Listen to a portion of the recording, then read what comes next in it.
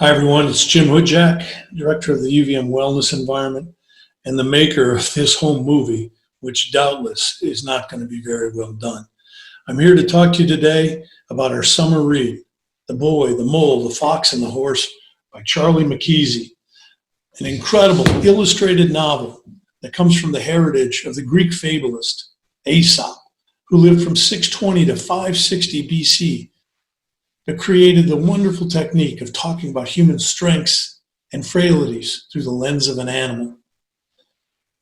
When we realized that this first book of Aesop's fables wasn't published till 1450, yet every one of us has either read one of his fables, listened to a fable, or seen a movie about one of his fables, you can understand the power of this approach. Now, why did we choose this book for the UVM Wellness Environment this year? First and foremost, because of the uncertainty that the COVID pandemic has forced upon all of us. We believe deeply that this is a period where we need to be kind, empathic, and gracious to each other.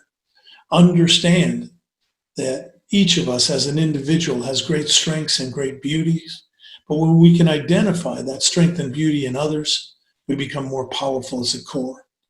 A central thesis of the UVM Wellness Environment is that the environment that you were raised in, that you live in, impacts your genome through epigenetic processes, turning on and turning off genes, which in kind impact the structure, function of your brain, and impact the thoughts you have, the feelings you feel, and the behaviors you engage in. In Healthy Brains, Healthy Bodies, you're going to learn all about the neuroscience, genomics, and epigenetics of kindness, gratitude, sleep, exercise, mindfulness, meditation, hydration, nutrition, and human connections. We chose this book because it beautifully illustrates the importance of understanding the power of human connections in each of our lives. The young boy alone is on a journey to determine the arc of his potential. As he struggles, he realizes he has greater strengths. When he meets his great friend, the mole, and she brings great wisdom to him about kindness and love.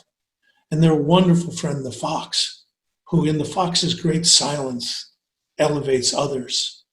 And the horse, with her magnificent presence and understanding that together they're stronger than they are as individuals, really helps us understand the beauty of the neuroscience of human well-being. Our individual differences are what makes us so beautiful. By owning those and celebrating the differences of others, we can become stronger on our own journey to realize the arc of our potential. So let's start our academic development together by reading this beautiful book, which I like so much that I went out and bought my own mole because I need some wisdom in my life. And let's know that in the very near future, we're going to be able to get together and we're going to be able to talk not only about the science of human relations and connections, but also about how what we do, where we live, what we think, how we feel, and how we behave impacts our brain development.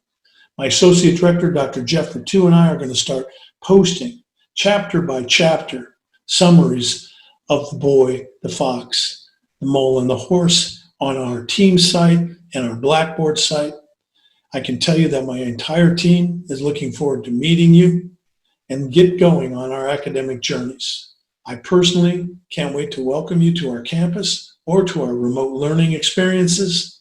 And right now, can't be more excited than to start to read with you.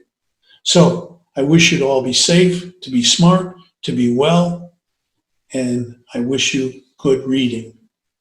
Take care.